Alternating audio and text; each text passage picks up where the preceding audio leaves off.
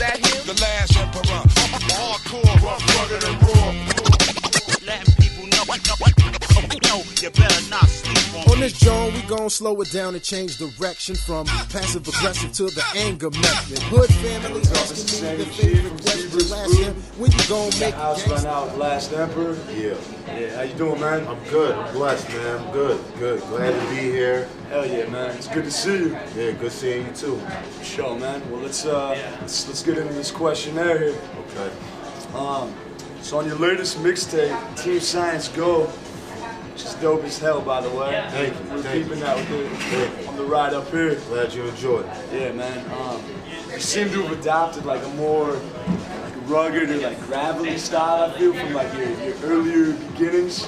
Okay. Like how do you feel you've like evolved as an artist, I guess, like since your debut album, I suppose?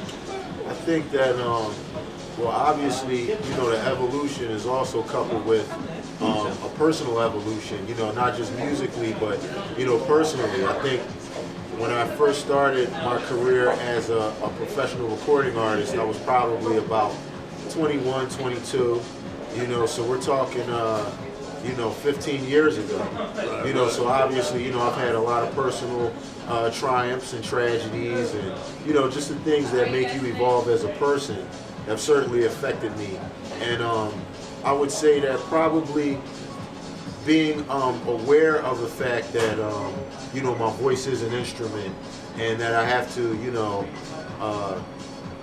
use that in terms of adapting to a song. So if I have a song that I'm approaching from a more calm aspect, my voice may sound a little calmer. If I'm approaching it from a more, aggressive, rugged aspect, then, obviously I need to display that ruggedness and that aggression, a little bit more. So, this time around, with Science Team Go and the project that I'm working on now, Wizard's Wardrobe, it's very much based on action and adventure. Right, so I try to definitely make that come across with the delivery.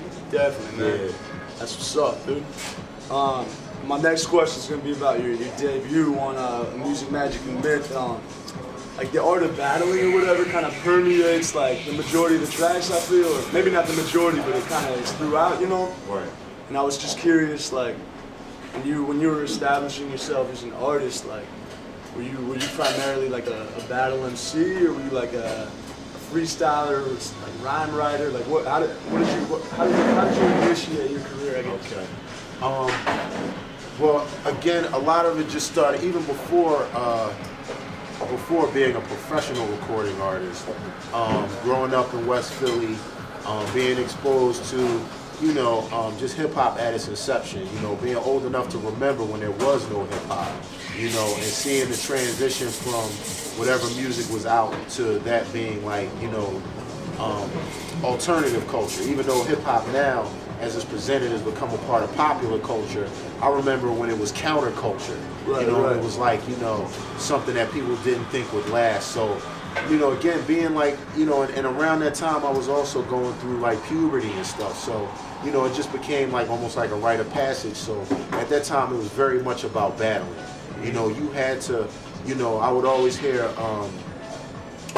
some of my mentors like KRS-One and people like that say that you had to prove yourself as an MC before you even, could claim that title or that moniker out in the community.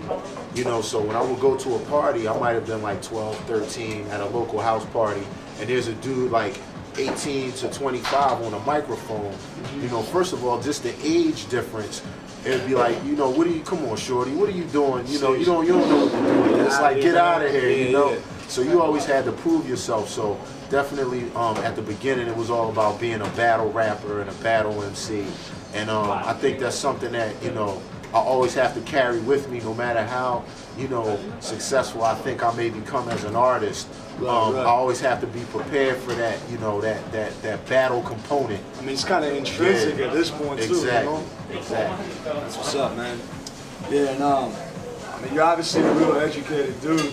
I was gonna say, how do you feel your education at Lincoln University? Kind of, how's that been implemented in your hip hop career? Like, how has that affected like your music? Well, I would say first and foremost, just the fact that I went to college. Like a lot of the dudes in my neighborhood and a lot of my comrades in the struggle, weren't afforded that opportunity for one reason or another. Their lives may have taken different directions or whatever. So it just allowed me to expand my mind and broaden my intellectual horizons, and it introduced me to things that, I've always, even before going to Lincoln, I'd always been the sort that was very aware that there was a world outside of West Philly, and very, I was always into books like, anything, obviously Edgar Rice Burroughs, Tarzan, and things of that nature, or Rudyard Kipling with like Ricky Tikki Tavi and the Jungle Book and all of that. Word. And so going to college really was like an extension of that. And it was like, even though I went and studied political science, like an unwritten, unestablished course that I was taking was in hip hop, because I remember when, let's say somebody like before Redman ever came out, a friend of mine had brought up, and this was back when cassette tapes were out. He brought up a cassette tape, and it was of like Redman rhyming with Biz Markie at a place called Monticello Park somewhere in New Jersey. So it was like we all studied that and we listened to it. Or I think the same friend also bought another cassette tape of like Biggie's first demo. You know what I mean? So it was like, when we should have probably been in class and studying political science or whatever, the course load was, we were in our dorm rooms listening to who was next, who was going to be that next big thing within hip hop. Right. You know what I mean? So it was like an unwritten course that we were taking while we were there. And just being a university that was, very focused on international affairs and things of that nature. It prepared me to be able to go to different places and travel. And, I'll never forget studying, you got to read Shakespeare, in high school, and, we read a little bit of it in college. And I remember thinking, like, Hamlet, when will I ever in my life have any usage of knowing what the story of Hamlet was all about? Right. How's that applicable? And then like 10 years later, I'm on a hip hop tour. The first date we did was in Denmark, and we went from Denmark to like Norway.